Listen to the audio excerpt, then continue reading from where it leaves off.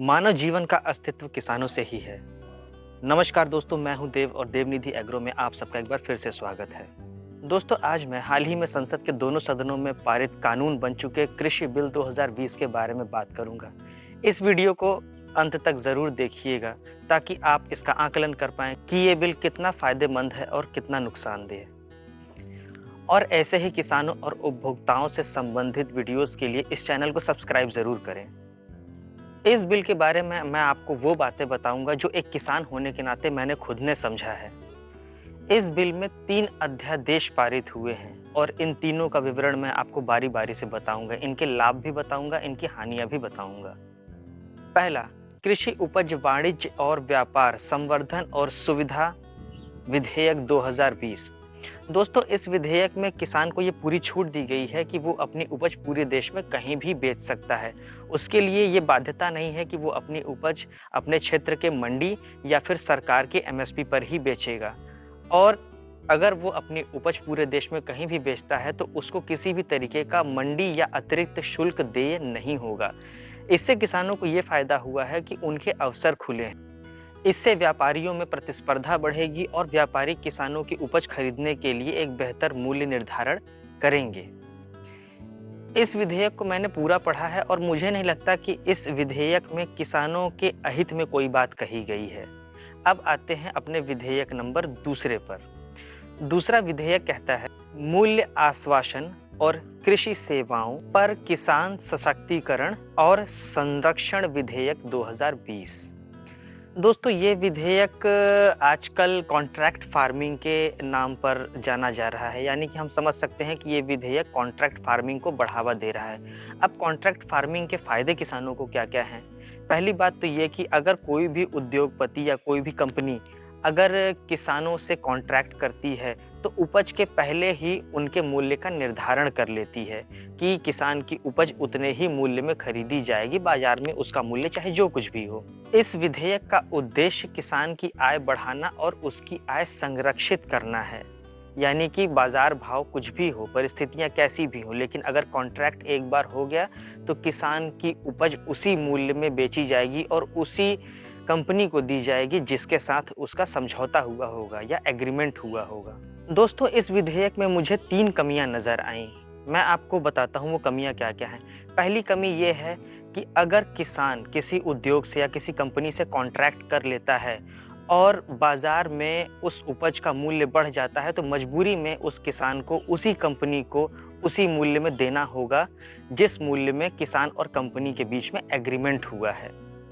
दूसरी बात, अगर किसान और कंपनी के बीच में कोई विवाद होता है तो इसे एक समझौता समिति हल करेगी जो कि एसडीएम के द्वारा नियुक्त की जाएगी। दोस्तों, यहाँ मुझे थोड़ी सी गड़बड़ी ये समझ में आ रही है कि समझौता समिति कोई न्यायिक संस्था नहीं है। वो किसान और कंपनी के बीच के विवाद को कैसे हल कर सकती है?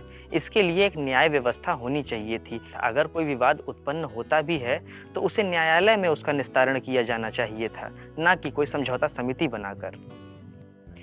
और तीसरी कमी मुझे ये महसूस होती है कि एक बार अगर समझौता हो गया तो किसान अपनी उपज और कहीं बेच भी नहीं सकता है।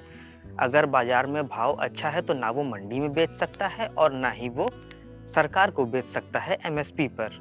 दोस्तों, इस विधेयक का एक और बात पर विरोध किया जा रहा है कि अगर यह विधेयक आया तो फिर से जमींदारी व्यवस्था शुरू हो जाएगी। जमींदार किसानों की ज़मीन अधिग्रहित कर लेंगे, उनकी ज़मीन का अधिग्रहण कर लेंगे और फिर से किसान बंधुआ मजदूर की तरह हो जाएगा। तो दोस्तों, मैं आपको एक बात स्पष्ट रूप से बता देना चाहता हूं कि इस विधेयक के क्लॉज नंबर 8 में यह व्यवस्था की गई है जिसमें लिखा है कि कोई भी समझौता नहीं माना जाएगा यदि किसान की ज़मीन या उसके किसी हिस्से को हस्तांतरण, बिक्री, लीज या फिर गिरवी रखने की बात कही जाती है। यानी कि साफ है कि अगर किसी किसान के ज़मीन को गिरवी रखना या उसके ट्रांसफ़र करने की बात कही जाती है तो ऐसा जो समझौता है वो समझौता नहीं माना जाएगा, वो एक वैलिड एग्रीमेंट नहीं होगा।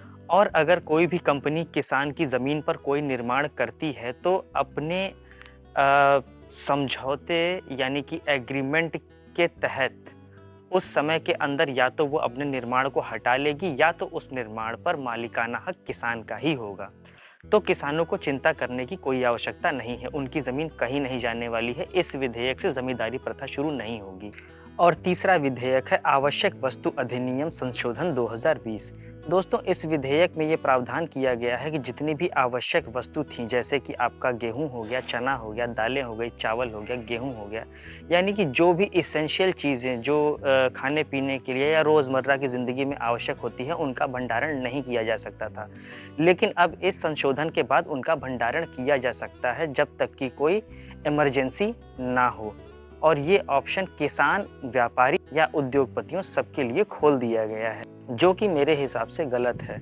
आवश्यक वस्तु अधिनियम का संशोधन नहीं होना चाहिए था, क्योंकि अगर भंडारण हो गया तो जमाखोरी की समस्या फिर से शुरू हो जाएगी और जो बाजार भाव है वो व्यापारियों के नियंत्रण में आ जाएगा। व्यापारी कभी भी किसी भी चीज़ का दाम या तो उठा देंगे या तो गिरा देंगे।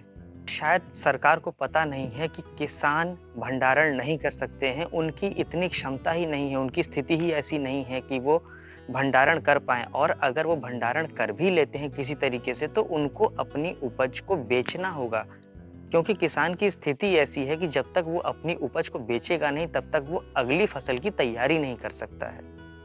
तो मेरा मानना ये है कि सरकार को इस नियम में संशोधन इस तरह का करना चाहिए था कि किसान अपनी उपज के या अपने उत्पादन के अनुसार भंडारण कर सकता है। केवल किसान को ही ये अधिकार देना चाहिए था।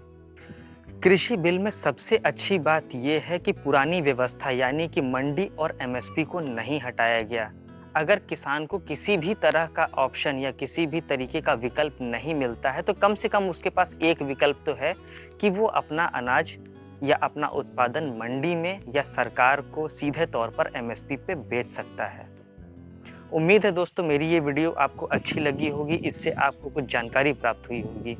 तो इस वीडियो को लाइक कीजिएगा और हो सके तो शेयर कीजिएगा, ताकि ज़्यादा से ज़्यादा लोगों तक ये जानकारी पहुँच सके। मिलते हैं अगले वीडियो में एक नए विचार के साथ। तब तक के लिए खुश रहिए, स्वस्थ रहिए। जय किसान।